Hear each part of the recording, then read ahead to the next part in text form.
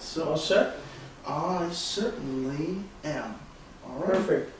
This is Beth, who's from St. Bonaventure, and she's a rock star. She went to Westminster College, which is right down the road from where I went to college at Allegheny. We're practically cousins. Yeah, practically cousins. And just so thrilled for you to come up here for a celebration of Robert Jackson. We're going to see a movie tonight on his life, Liberty Under Law, which is probably something you've, in many words, said about him in the past. And you are the really only connect to Justice Jackson from the Nuremberg trial. I don't know if that strikes you, but... As being a survivor after all these 70 years. Yeah. And when you think about that, here, your life's journey from Fulton, New York area to World War II, to the Hurtgen Forest, being hit with shrapnel, putting yourself in the harm's way. I just read a book this last year, this last winter time. I got it when I was down in Texas. Simply the Hurtgen Forest. 30,000 battle casualties. Oh my gosh. Just in that time. That was all before the Battle of the Bulge. I haven't got any figures on the Battle of the Bulge, but I was one of the 30,000. And you sustained, where did you sustain your injury? In my legs, I couldn't. Shrapnel locked my leg up. Did they have to carry you off the... Oh yeah, I couldn't walk. Yeah. And we ended up pulling through ambulance for a little ways, and then by train or truck, ambulance down to Cherbourg, and then across back over to England. Yeah. And then... Military hospital. So you've been in the military hospital, then you got back, did you get back into action thereafter? We was there when the Battle of the Bulge was over. I was in the hospital for that whole time. We went back to the same place where we were before, in February. So that wasn't deemed to be $1 million wound after all? No, you go home, $1 million wound would take you home. Yeah. Always says. But we had another battle there, especially in the Harz Mountains. And I found out only about a year or two ago when I read a book about Edith Stein, where she came from, and it turns out it's right in the very middle of Germany. And at that time, that was in April, and that one 12th of April, when President Roosevelt died. Yeah. What was the reaction among the troops when you heard that news about President Roosevelt, the only president most people had actually known? Or Right. Well, we just knew we'd keep on going. Our work was to be the same, our job. And it was just full of excitement and adventure because we ended up, we were transferred from the 1st Army to the 3rd Army under Patton. And then we ended up meeting the Russians in Czechoslovakia until politics decided we had to pull back. That's where the Nuremberg story comes in. Let's talk about the Nuremberg story. How does that come into your life? Well, much slowdown came when the war came to an end. Battalion commander at one point took a few of us back into Germany at a place called Konnersreuth, and we visited with a Stigmatic woman, Teresa Neumann. That was quite an adventure all by itself. For the camera, what's a Stigmatic? Well, it'd be a person who is so impressed by who Jesus is and what he did, especially by suffering and dying, that they end up having the wounds of Jesus on their hands and feet and their body and their head. Mm-hmm. And there are quite a few of them around. There was one maybe 10, 15 years ago out in Oakland, California, I believe. It was a Baptist lady. All the ones that I know have been Catholic. Trying to think, Padre Pio over in Italy died maybe in the 1950s. He was a Stigmatic. Francis of Assisi was a Stigmatic. And Teresa Neumann had an experience for a very long time. I don't know how many years, but she died, I think, in 1960. And some 19 times a year, she had this experience of bleeding from her hands and her head. And I saw the scars on her hands. and inside and outside of the hand, and she did not eat or drink for like 25, 30 years, except Holy Communion. She received Holy Communion. That's all she did. It's a remarkable thing. Yeah. And that would have been what time, in the time frame of the war ending and That would be immediately when the war ended in early May, Yeah. right now, this time of year. And then subsequently, he took several of us in a Jeep. At the time, Europe was sort of an open country at that time, all the way up to Cologne. I'd never been to Cologne before. It was remarkable how the cathedral was still standing there, scarred a little bit, but he had some military business up there, and I guess I'm not sure, two went along with it, or just one of it, I'm not sure anymore. Then you find yourself in occupied Nuremberg. What time period was that? Well, that was the summer of 1945. Our regiment was given the responsibility of policing the SS prisoners who were in some camp right near Nuremberg, north of Nuremberg, I believe. I didn't know that at the time. And when we got that assignment, our battalion commander said, we also have some very important people coming. One of them is from the Supreme Court, United States Supreme Court, and they call them VIPs now, very important people, and got to make sure nothing happens to them. So you got a job, make sure nothing happens to them. And he gave me a 45 with in a side holster and a blackjack in my back pocket, an extendable blackjack. I never knew what that was like, but extendable one means if you hit somebody in the front, you'll also hit them on the back of the head, and the rest around their head. So you were given this assignment. Did you know much about Jackson at the time? I had never heard of him. Yeah. No idea. I heard of the Supreme Court, but never paid any attention to the members. When you met him for the first time, did you do it within the court, the Palace of Justice, or was it someplace else? I don't remember. Yeah. But I'm sure it was not there. Yeah. Would have been introduced like where we're going to live or something like that. Here's your quarters, and he's upstairs, but I don't remember the details at all. I know it was not at all like it was in the movie. Yeah. In one of the early movies there, they had me coming from Brooklyn, which I didn't, and me driving a Jeep, which I didn't drive at all. I didn't know how to drive. And in Jackson, I certainly never had to ride in a Jeep either. You had a pretty big car, as I recall. We ended up with a Mercedes, 16-cylinder Mercedes. Had room for 7 in the back. Touring car. Belonged to von Ribbentrop. And you had a driver, I assume, or did you? We had 2 Two drivers. Right. Yeah, they spell them off, yeah. What did he think about having a bodyguard? I mean, you were the only bodyguard assigned to him. You were it. I didn't know any different. I just did what I was told. Did he talk about it much? Did he say... No, he just... At one point, I understand that he was surprised that I wasn't a big muscular kind of guy, you know. But, yeah. But one time when we went hunting, he was very pleased that I could shoot anyway, because I the only one who got a deer. So how much time did you spend on a day-to-day basis? How much time were you with him? Most of the day. They'd have breakfast. I would usually have breakfast in the kitchen, and we around 8 o'clock or so like that, we'd pile in the car and go into Nuremberg, about 5-7 miles away, by different routes as a rule, some security. But he was in his office, both at home or at the court, or at Nuremberg, at the Justice Palace. He was in his office, so we were communicating back and forth all the time.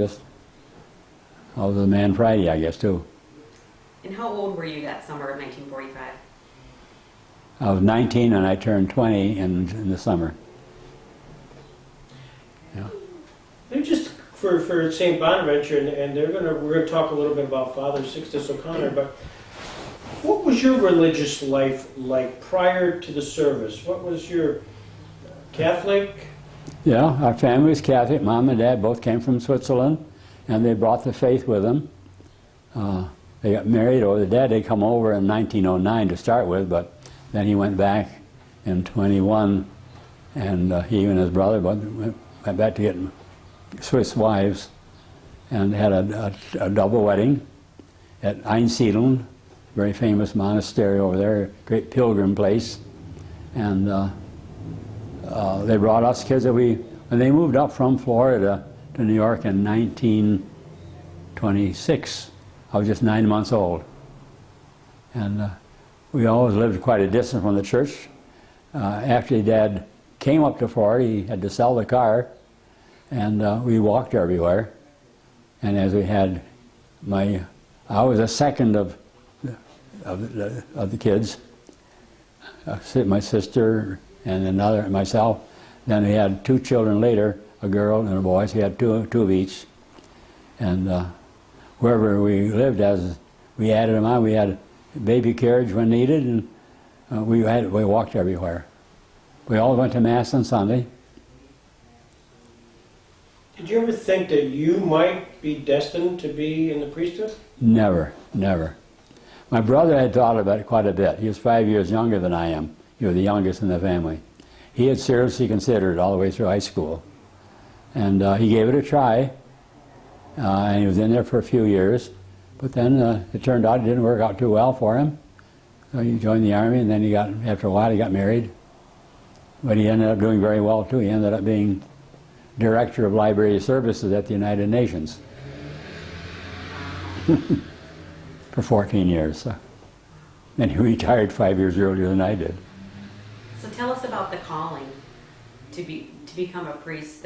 What drew you? Well, I attribute it now just to a very special call from God, which I did not recognize at the time at all.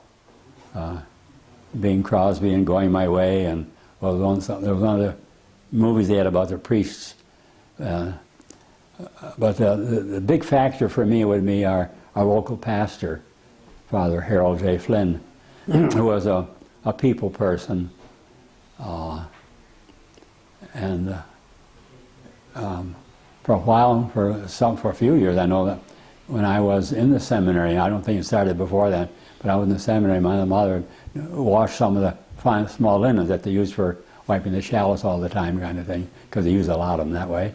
And but he would always be, even before then, he visited a lot of people in their parish, in their homes, and so everybody knew him. Of all the parishes, all the priests we've had, he certainly is still revered very much for that. They even named the Hibernian post after him some years ago. But we went to church. We walked when we were all 6 of us, we'd all together Sunday morning, all went to an early Mass. And at that time there were devotions, like the Rosary devotion during October and May. And sometimes we would have Sunday afternoon devotions, Blessed Sacrament. And I can remember one time, this is as close as I ever came to it when I was in school, where the second grade teacher, all the sisters, had 8 sisters there for all the grades at 8th grade Catholic school. We went to Catholic school only 2 years, 7th grade and 8th grade, because it was too far for us to walk. So we went to public school nearby.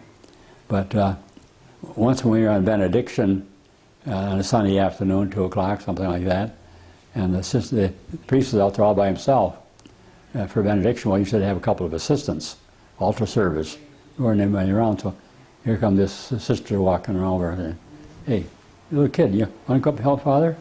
I just held on. I didn't know what to do, so I just utterly refused. I just didn't know what to do. That's as close as I ever recall beforehand. So what year did you enter the priesthood? I entered the priesthood. I joined the seminary, and the year I got out of the Army, 1946. Came home on the 15th of August, and 2 weeks later I was in the seminary because Father Flynn had taken me out to the seminary, had made pre-arrangements, and we talked about it, and they were quite pleased to give it a try. Another lad who joined the seminary at the same time, he was in the Navy, he just died about a month ago. He was in the submariners, Father Jim Culver.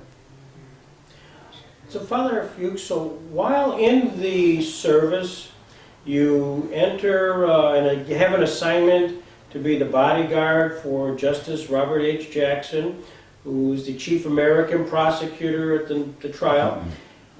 You're it, and because of your assignment, my sense is wherever he went, you went.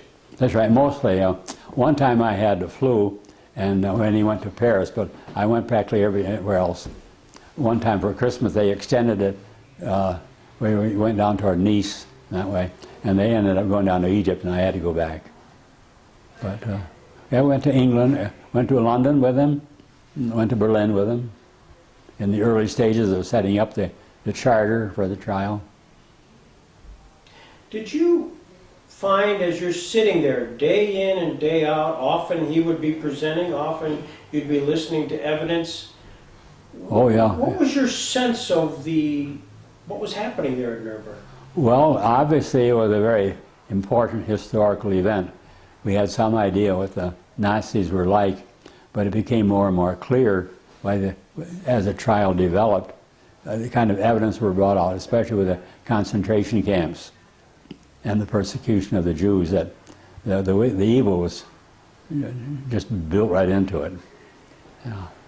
As you were listening to that and gathering this information, did you have an epiphany at some point where perhaps life had a greater meaning than the trial itself? Well, of course. But I hadn't decided what I was going to do either. And then I got to see the radio shows him on Sundays, who knows what evil lurks in the hearts of men? The shadow knows. That was an impressive program. But the wickedness and the evil that was evident in war and in the atrocities that the Germans were doing especially. And I could see what one person in the person of Jackson, I could see what one person who knew what he stood for and had something positive, had a great influence. Like a captain of the ship, he could steer it quite a bit. And they had also, I had a chance to talk with a couple of chaplains over there. One from Washington, he was the vice president down at Georgetown University, Edmund Walsh. And Father Sixtus O'Connor was Franciscan I got to know. And another one, I think it was Richard, I can't think of his last name right now, I had it earlier today.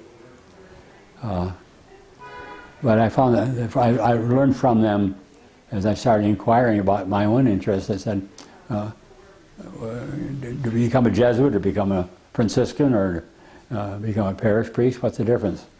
And they showed, well, in your parish priest, you can stay close to your family.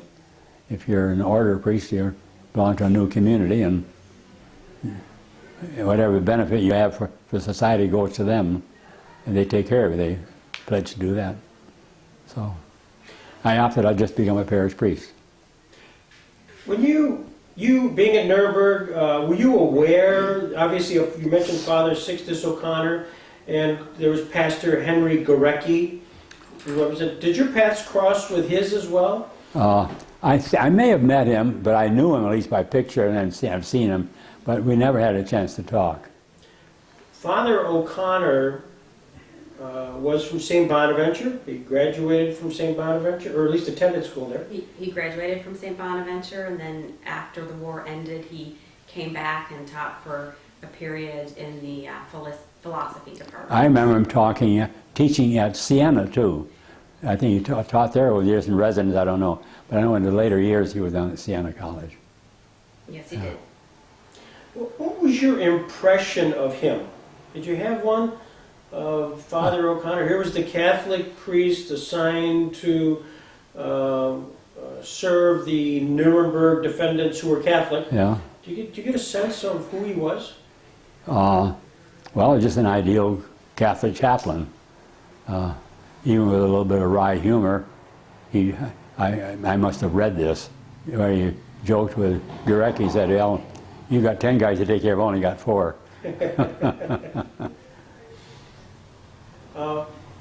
Father O'Connor was also, they talk in the book you're talking about, Mission at Nuremberg. Very good book. You get a lot of insights in that book. You know. And we learned that Father O'Connor, just this may be for the tape or not, but the son of a school teacher, construction worker who came to upstate New York from Ireland and enjoyed classical education, studying the works of Virgil, Cicero, etc. He spent the latter half of his college years at St. Bonaventure in philosophy classes, logic, cosmology, criteriology, not sure what that is. Pardon? Criteriology? C-R-I-T. Anyways, ethics, metaphysics. His grades were average. He became interested in modern philosophy and science, the science that were attacking the great doctors of the church. He wrote in the St. Bonaventure Literaries magazine, materialism and positivism have attempted to replace scholastic thought as the guiding light to truth. He certainly was a scholar. Yeah. Yeah, a learned man.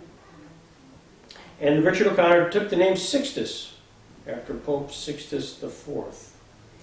And then he ended up at Nuremberg and... That might have been an assigned name too. Oh, is that right? I don't know, they had to choose it yourself. The different orders have different ways of doing it. He was 36 years old when he arrived at Nuremberg. Did he reflect more? When you sought his guidance, was it more kind of a spiritual direction as opposed to the experiences going on? A vocation, for me, it was a vocational direction of looking at what to do. Mm-hmm. Because I wasn't going to be in the Army forever.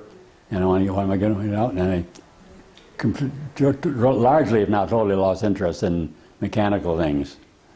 And inspired by others who were working on a different level of human interests. And I just impressed, I wanted to do, and just talking with him and talking with the other priests.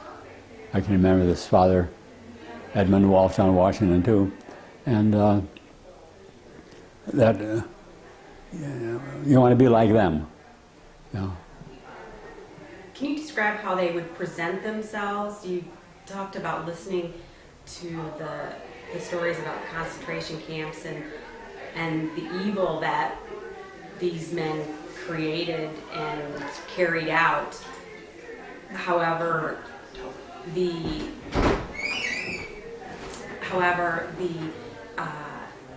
chaplains certainly were there to offer support and perhaps forgiveness to these men. You know, if they wanted it, they certainly encouraged them to recognize, and you recognize the evil you've done, what's the accountability comes in?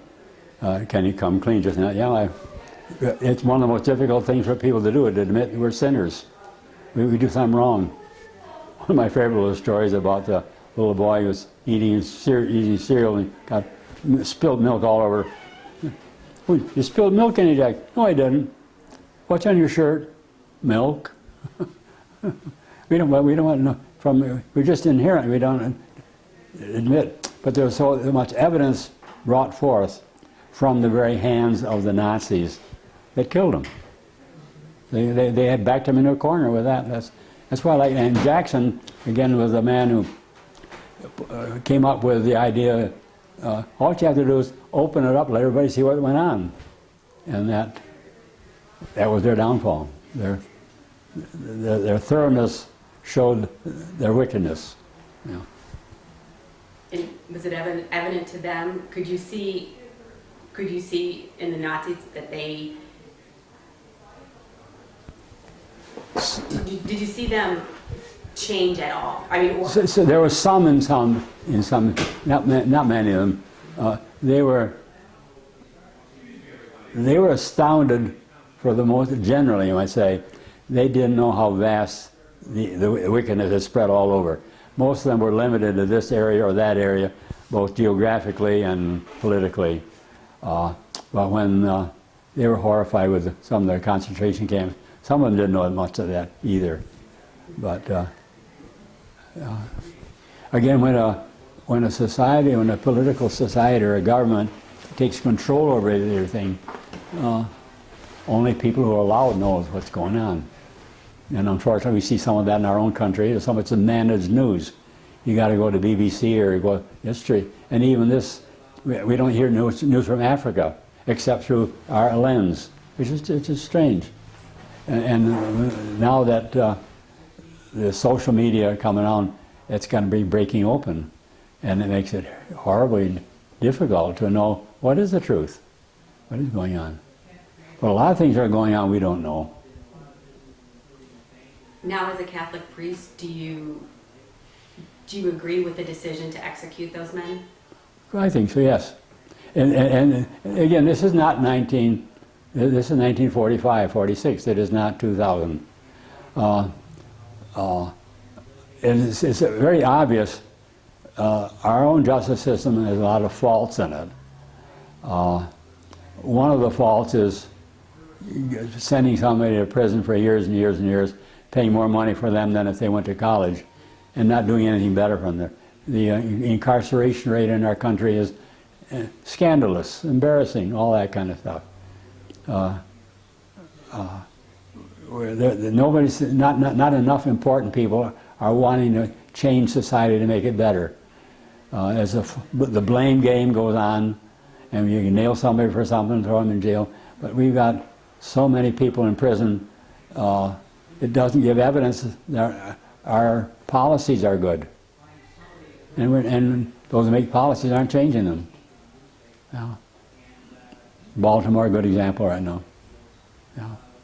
And the fraction of our country between police and regulars, because people don't act the way they should and police don't act the way they should. And how do you straighten that out? It takes doing that. The culture is deteriorating. Unfortunately, the government, welfare systems, legislative system for one thing, and the welfare system for another, even the education system falls into all kind of fads right now, short-term thinking. I had an interesting conversation with a school teacher just this last week who said, he asked him a 7th or 8th grade, 7th, 8th grade old, 7 or 8 year child, why their family moved to our area. Because Mama says because the welfare is a lot better here. And I got an email just this last week with, it's easier, it's more beneficial for people to go on welfare than to work, because the welfare rates are higher than ordinary work. It's crazy. That's a lot of injustice there. There are certainly a lot of challenges these days for people. What would you say to a young man or woman in their 20s who is considering a life as religious? Very important. Teaching is very important, but it depends what you teach. But if you join religion, then you're right on the hotline with what we're supposed to be doing, going back all the way, certainly to the Ten Commandments, but God's rule. I could put it right back in the Bible. I got an answer from a little kid on email a couple of years ago, trying to tell his father why the Bible is important. He said, basic information before leaving Earth. Basic, B-I-B-L-E.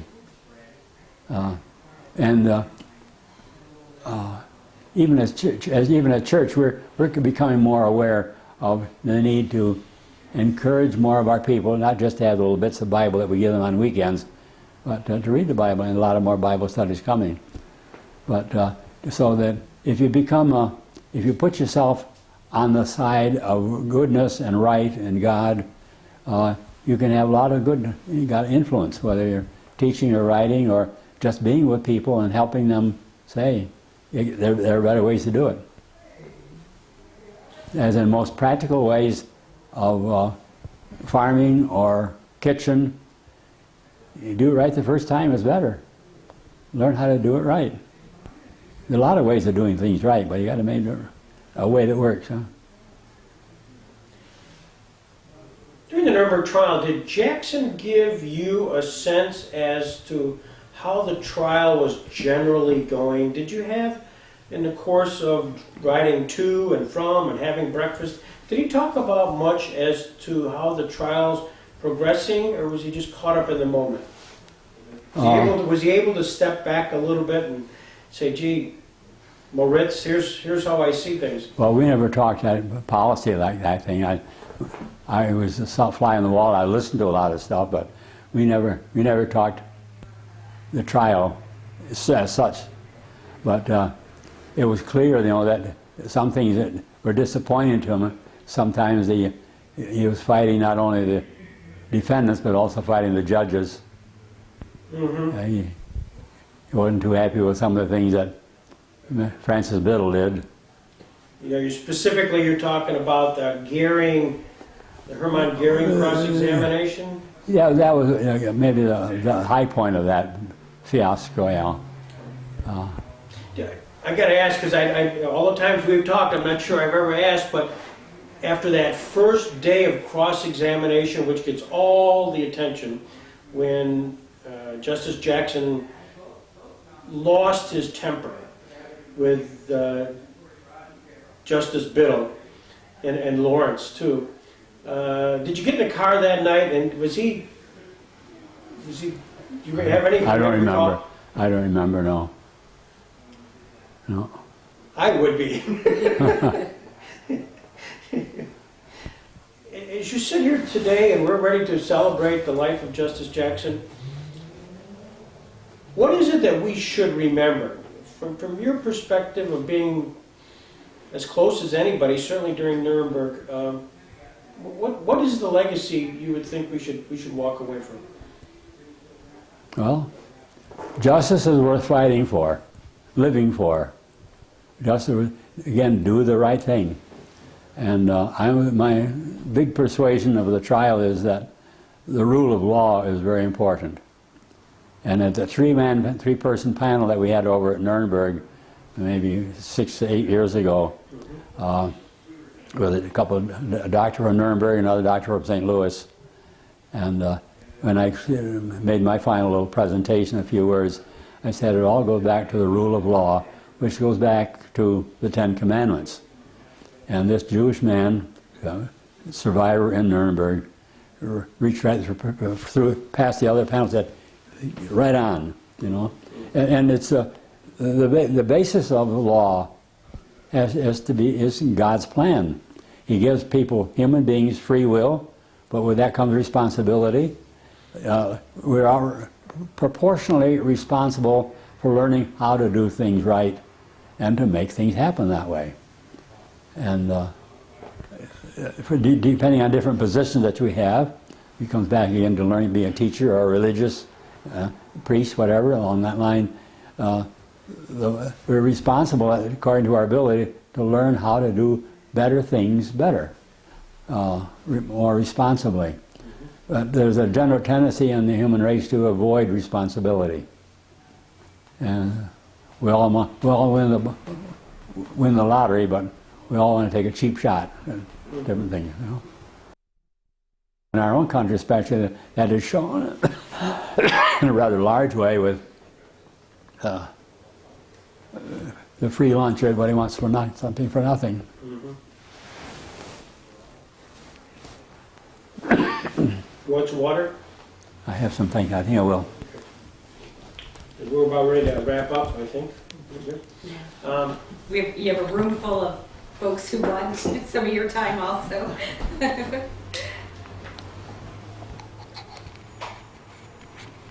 Here's the picture of Sixtus O'Connor, alum of St. Bonaventure College. Anything that we should be asking as you sit back and you think about Sixtus O'Connor, that we should be asking? I see in the book that he and Pastor Gorecki had some fun with the baseball. An offside kind of thing, but very typical of the lightheartedness that they had to have. They were put in very embarrassing positions to speak as it were, from the curtains on the side of the world, treating these monster men, you know, and how to act with fairness. And I think that's what would have prompted Sixtus not to write anything about it afterwards, because he didn't want to bias the whole thing. He just want to let things work out just the way they did. He did the best job he could while he was there, and didn't want to do any Monday morning quarterbacking on it. But I was very much inspired by him, and I saw him as an ideal Army chaplain, which is why the Army must have lots to do, otherwise they wouldn't have asked him to do that extraordinary job. O'Connor's smaller flock of 4 Catholic defendants used a tiny chapel. Did you ever go to that chapel? No. Remember that? No? 2 of them were Hans Frank and Ernst Kaltenbrunner, who were pretty murderous guys. I think was it Hans Frank who sort of had a conversion? I think I read something of that, you know. Yeah. But again, that kind of thing had, my task did not put me in any contact to knowing those ups and downs over there. What I read afterwards, I find out some of those things. And at the time, I'm sure they needed to keep that confidential. Oh, I'm sure, you know. And part of Sixtus's idea was, it was confidential, now let's keep it that way. You know. Hans Frank, by the way, was Chaplain O'Connor's greatest success at Nuremberg. Over the winter, O'Connor rebaptized Frank, who seemed by all accounts to have been a serious student of the faith. You know, I'm very grateful for that book, because you learn a lot about what went on. My experience at Nuremberg itself was very restricted, driving back and forth and just being there in that assignment. So I never got to see anything of the city at all. Many of the places that were there, even the regular soldiers got to see a lot more things than I did, because I was tied up. You're like the Secret Service that travels with the president that only gets to see the hotel rooms and the Yeah, auditorium back hallways. Right. well, let me just give you one rock star moment of Father Fuchs.